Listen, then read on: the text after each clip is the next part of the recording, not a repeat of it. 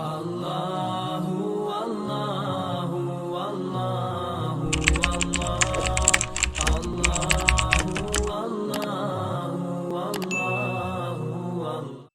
اسی طرح سے جب آپ دعوتی میدان میں جب کام کریں گے نا تو آپ کو مخالفات آئیں گی، رکاوٹیں، مخالفات، عداوت، دشمنی۔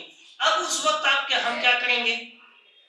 مخالفت تو آئے گی، اس کو ہمیں صبر اور تحمل کے ساتھ برداشت کرنا ہوگا، مار پیٹ نہیں کرنی ہوگی۔ دیکھ لیں گے تو تمہارا ہم سر پھوڑ دیں گے، تو یہ اینٹ سے اینٹ بجا دیں گے۔ دین میں یہ سب نہیں ہو، دین میں یہ سب نہیں ہوگا۔ صبر کرنا ہوگا، مار کھانا ہوگا۔ صبر اگر نہیں ہے تو دین کا کام مت کرو، دین کی دعوت کا کام مت کرو۔ صبر کرنا ہوگا، گالی سننی ہوگی، مار کھانا ہوگا، الٹا سیدھا طنز کو سننا پڑے گا، آن اور تشنی کا مواجہہ کرنا ہوگا۔ رسول اللہ صلی اللہ علیہ وسلم کا نمونہ ہمارے پاس ہے یا نہیں؟ اسی مکہ کی سرزمین میں بڑے خاندان کے بیٹے تھے، بڑا اثر و رسوخ تھا، بڑی طاقت بھی تھی، کچھ لوگ ساتھ میں تو آ ہی گئے تھے، چاہتے تو ایک دم اینٹ سے اینٹ بچ جاتے، لیکن ایسا نہیں ہوا۔ صبر اور تحمل 13 سال تک کرتے رہے، اور کیسا تحمل کرنا پڑا کہ 3 سال تو آبادی سے باہر جا کر کے رہنا پڑا۔ شیب ابی طالب رہنا پڑا تھا یا نہیں رہنا پڑا تھا؟ کمرٹی سے ہم کو کوئی نکال رہا ہے؟ ہاں، آج کسی کی طاقت ہے ہم لوگوں کو نکال دے گا؟ نہیں نہ نکالے گا بھائی، لیکن ہم حکمت کے ساتھ دعوت کا کام، صبر اور یہاں بھی 3 سال تک تالا لگا ہے نا۔ صبر اور تحمل کرنا ہوگا، اور کیسا تحمل کہ گالیاں دے رہے ہیں لوگ، گردن آ کر کے دبا رہے ہیں، اوجھلیاں گندگیاں لا کر کے گردن کے اوپر ڈال رہے ہیں، اور ابو جہل تو آیا تھا گردن دبانے کے لیے، اور اسی مکہ کی سرزمین میں میٹنگ ہو کر کے قتل کا فیصلہ ہو گیا، لیکن وہی مکہ فتح ہوا تو کیا ہوا؟ وہی مکہ پھر فتح ہوا نا، آپ صلی اللہ علیہ وسلم داخل ہوئے نا، سب کو معاف کر دیا۔ پہلے صبر ہوگا، صبر نہیں کریں گے تو معافی نہیں آئے گی، صبر نہیں کریں گے تو معافی نہیں۔ صبر کرنا ہوگا، برداشت کرنا ہوگا، گالیاں سننی پڑیں گی، طنز سننا پڑے گا، وہابی کہے گا تو اس کو سننا پڑے گا، بددین کہے گا تو اس کو سننا پڑے گا، ہے نا؟ یہ جھوٹا، یہ لوگ کہاں ہیں، انگریز کی اولاد ہے تو فلاں ہے تو دس ہے تو دیٹ، سب کیا کرنا پڑے گا؟ کبھی کہے گا شیعہ ہے تو کبھی کہے گا یہودی ہے تو کبھی کچھ، یہ سب کیا کرنا پڑے گا؟ سننا، یہ سب۔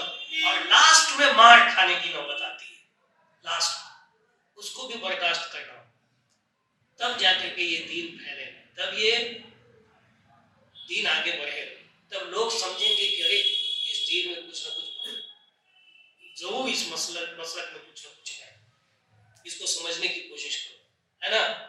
تو اب دیکھیے بہت سارے لوگ جو ہے طاقت کے راستے سے بھی دین پر آتے ہیں، کوئی مکہ والے تو نہیں آئے، لیکن شروع کے 13 سال برداشت کیے، پھر آپ صلی اللہ علیہ وسلم مکہ میں فوج لے کر کے داخل ہوئے، ہے نا بھائی؟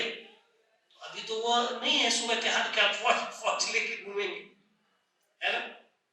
نہیں ہے نا؟ اچھا، ادھر طائف میں دیکھیے، طائف جب آپ صلی اللہ علیہ وسلم گئے تھے تو کیا کیا تھا؟ سب جانتے ہیں نا بھائی؟ کوئی ہے جو نہیں جانتا طائف میں کیا ہوا تھا؟ سب جانتے ہیں، صرف جاننے کی حد تک ہے بس، لیکن اس کو ہم لوگ نمونہ نہیں بناتے۔ جاننے کی حد تک ہے کہ نبی مار کھا رہے ہیں، لہو لہان ہو رہے ہیں، خون آلود ہو رہے ہیں، خون اتنے بہ رہے ہیں کہ جوتیوں میں جم جا رہی ہیں، اور آپ صلی اللہ علیہ وسلم کیا ہو رہے ہیں؟ بے ہوش ہو، کیا ہو رہے ہیں؟ بے ہوش۔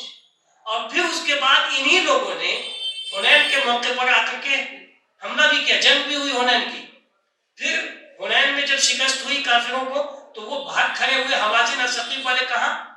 پھر طائف میں عقیلہ میں آ کر کے گر گئے۔ 1 مہینے تک نبی صلی اللہ علیہ وسلم نے اس کا محاصرہ کیا، کتنے دن؟ پھر بھی فتح نہیں ہوا، اور یہ لوگ اتنی تیر کی بوچھار کر رہے تھے، اس قدر تیر بازی کر رہے تھے صحابہ کرام پر کہ بہت سارے صحابہ کرام زخمی ہو گئے تھے۔ تو نبی صلی اللہ علیہ وسلم تو صحابہ نے عرض کیا، حضرت جابر بیان کرتے ہیں کہ یا رسول اللہ احرقتنا نبال ثقیف فضل اللہ علیہ، اے اللہ کے رسول اس ثقیف کی تیر اندازیوں نے تو ہمیں جلا کر کے رکھ دیا، ان پر بد دعا کر دیجیے، پلیز مہربانی کر کے بد دعا کر دیجیے۔ آپ صلی اللہ علیہ وسلم نے کیا کہا؟ اللہم اہد ثقیف الواجبین، اے اللہ اس ثقیف والے کو ہدایت دے۔ انہوں نے ہی مارا تھا، پہلے مار کھا چکے نبی صلی اللہ علیہ وسلم، گالیاں سن چکے ہیں، سنساری آپ پر ہو چکی ہے، حنین فتح ہو چکا ہے۔ اگر رکتے کچھ دن اور چاہتے کہ نہیں ہم کو فتح کر لینا ہے تو فتح کر لیتے، لیکن آپ صلی اللہ علیہ وسلم نے 1 مہینے کے بعد محاصرے کو ختم کر کے چھوڑ دیا، اور پھر 9 ہجری 1 سال کے بعد، جسٹ کتنے دن کے بعد؟ جسٹ 1 سال کے بعد، جب روم سے جنگ ہوئی تبوک کی، اور آپ صلی اللہ علیہ وسلم جب لوٹے اور جب لوگوں کو سمجھ میں آ گیا کہ ارے اب تو اس طاقت کے علاوہ کسی کا طاقت نہیں ہوگا، تب یہ ثقیف والے آئے مدینہ وفد بھیج کر کے، اور تب کہا کہ ٹھیک ہے ہم لوگ اسلام قبول کریں گے، زنا کی اجازت دے دیجیے، سود ہمارے لیے حلال رہے گا، شراب ہم پیتے رہیں گے، اور جس کی ہم عبادت کرتے ہیں لات کی وہ ویسے ہی برقرار رہے گا۔ سمجھ گئے؟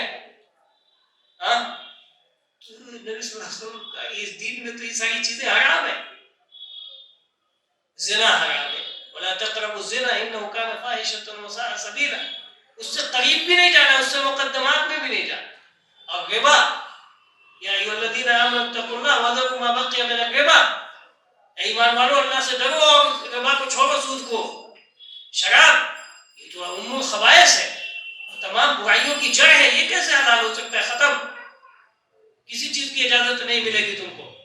اور کہا کہ اچھا ٹھیک ہے تو نماز ہم لوگوں سے معاف کریں، ان لوگوں نے تو آیا تھا معاف کرانے کے لیے، ہم لوگ تو ایسے ہی معاف کرا چکے،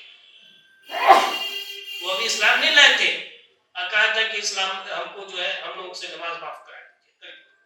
نبی صلی اللہ علیہ وسلم نے کہا کہ جس دین کے اندر رکوع اور نماز نہیں ہے، اسی عبادت نہیں ہے، اس دین میں کوئی خیر بھلائی نہیں، یقین جانیے جس کی زندگی میں نماز نہیں ہے وہ اپنے رب سے نہیں جڑے، وہ اپنے رب سے نہیں جڑ سکتا۔ یہ واحد ذریعہ ہے جو اللہ تعالیٰ سے بندے کو جوڑ کر کے رکھتی ہے، یہ عبادت، سمجھ گئے؟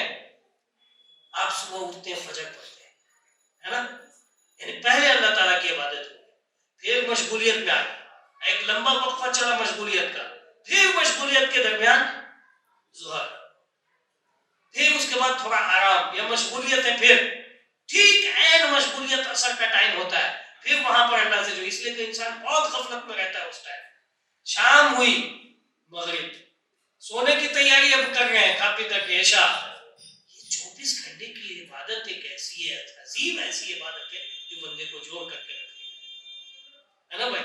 تو یہ لوگ یہی ساری چیزیں آئے تھے معاف کرانے کے، اور ہم لوگ تو معاف کرا چکے ہم لوگ، یا معاف ہو چکا ہے، کتنے لوگ ہم لوگ نماز پڑھتے ہیں، نماز کی پابندی کرتے ہیں، ہاں؟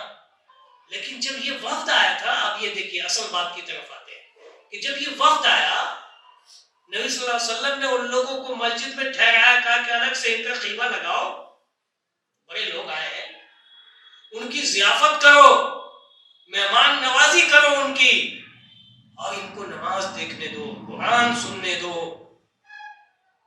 یہ تقریب دشمنوں کے ساتھ مسجد نبی میں ٹھہرایا گیا، پھر یہ لوگ بات کرتے رہے، نبی صلی اللہ علیہ وسلم نے کوئی مطالبہ قبول نہیں کیا، کسی کو معاف نہیں کیا، جو مطالبہ تھا ان چیزوں کا، ٹھیک ہے؟ تو لاسٹ میں وہ لوگ اب سوچے کہ بغیر اسلام کے تو کام ہی نہیں ہوا، اب تو یہ ہے کہ اس طاقت سے تو ٹکرا ہی نہیں سکتے، روم جو بھاگ کھڑا ہوا اسلامی فوج سے، یہ ثقیف والے اب کیا ٹکرائیں گے؟ حنین میں تو ہار چکے تھے اور طائف میں قلعے میں گھس گئے تھے، تو اب تو اور بھی طاقت ان کے پاس نہیں تھی، کہا کہ چلو اسلام کو، اور پھر اس کے بعد پورا طائف کیا ہو گیا؟ واقعہ کی تفصیل ہے، اسلام قبول کر گیا۔ تو ہم لوگ میں سے کون مار کھایا ہے بھائی؟ ہاں، ہم لوگوں میں سے کوئی جیل گیا؟ ہم لوگوں میں سے کوئی گالی سنا؟ تب کیسے دعوت کا کام؟ یہ دعوت کی مشکلات ہیں، مخالفات ہوں گی، دشمنیاں سامنے ہوں گی، لوگ دشمنی کریں، ہم کو نہیں کرنا ہے، فرق ہوگا، یہ ساری چیزیں یک طرفہ ہوں گی، ساری چیزیں کیا ہوگا؟ یک طرفہ ہوں گی، یعنی دوسروں کی طرف سے ہوں گی، ہماری طرف سے نہیں ہوگی. یہ اصل سمجھنے کی ضرورت ہے. لوگ ہم سے دشمنی کریں گے، ہم ان سے کیا کریں گے؟ محبت، ہمدردی، بہی خواہی، کسی بھی طریقے سے یہ بات سمجھ.